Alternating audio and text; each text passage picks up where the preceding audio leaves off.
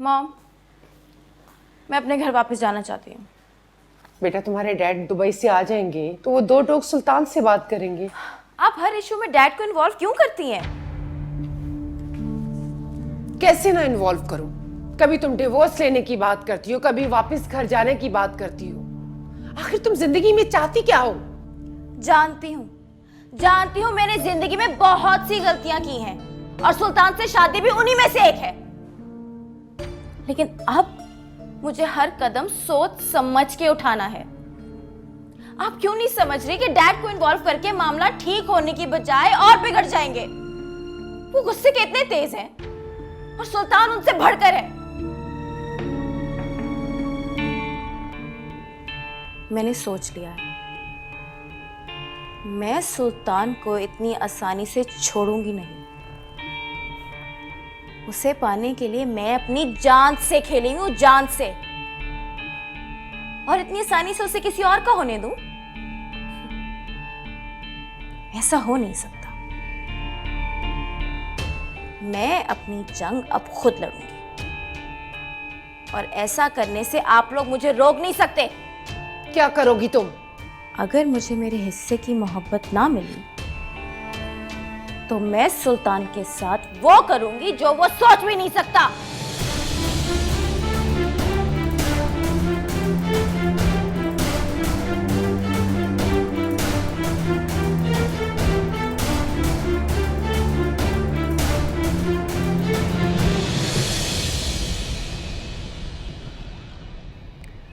तुम खुद ही वापस आ गई, वरना मैं आ रहा था तुम्हें लेने के लिए।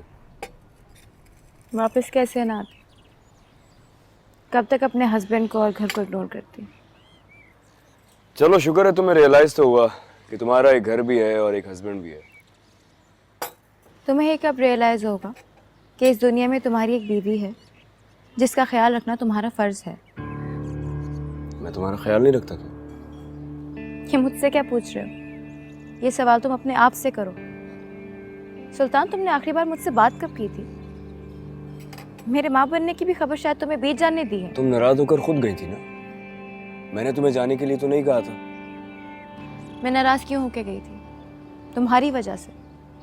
मैंने तुम्हें शादी के दूसरे दिन बताया था कि अगर तुम नाराज होकर इस घर से जाओगी मैं तुम्हें मनाने नहीं आऊंगा। अच्छा छोड़ो, कोई और बात करते हो। चाय पियो, ठंडी हो जाएगी।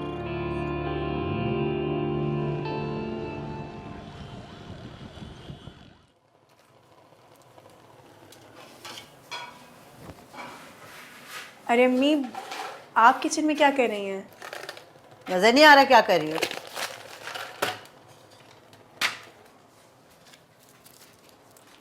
वो रिदा ने ज़िद की थी तो नाश्ता वास्ता बना लिया था, लेकिन आज से खाना मैं खुद बना लिया करूँगी और आपको कोई काम भी नहीं करने दूँगी, सब खुद ही कर लूँगी।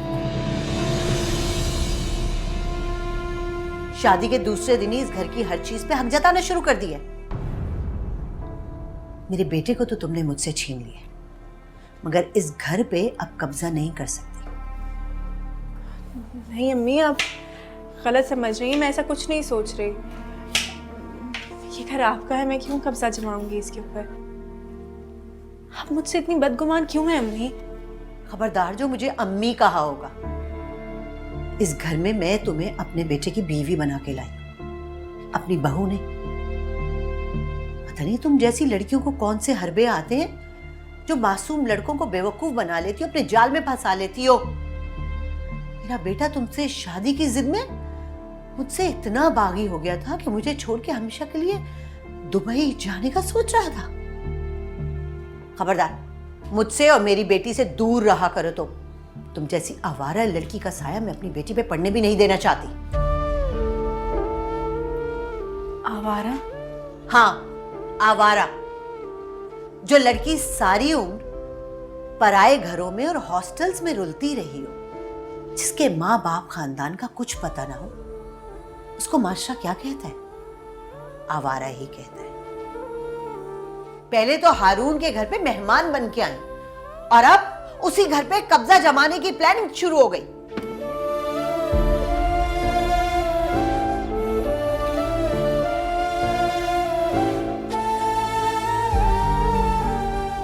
आपको किस तरह यकीन दिलाऊं?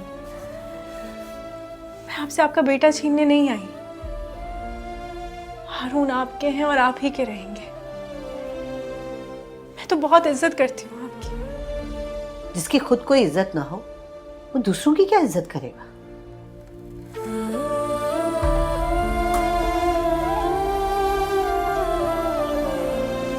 आप मेरे बारे में बहुत गलत सोच रही हैं। मैं बिल्कुल भी वैसी नहीं हूं जैसा आप सोच रही हैं अम्मी। मैं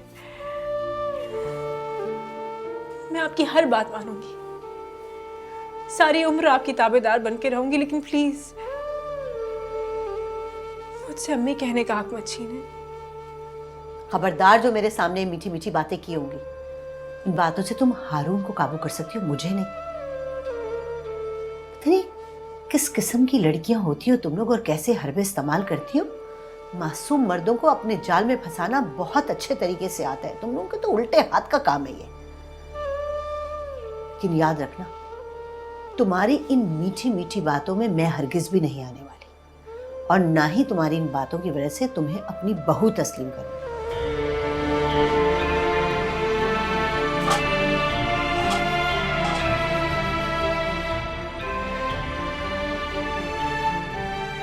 तमीज से आंखें खोल के काम करो। ये तुम्हारे बाप का घर नहीं है, और ना ही ये बर्तन तुम अपने जहेज में लेके आई थी।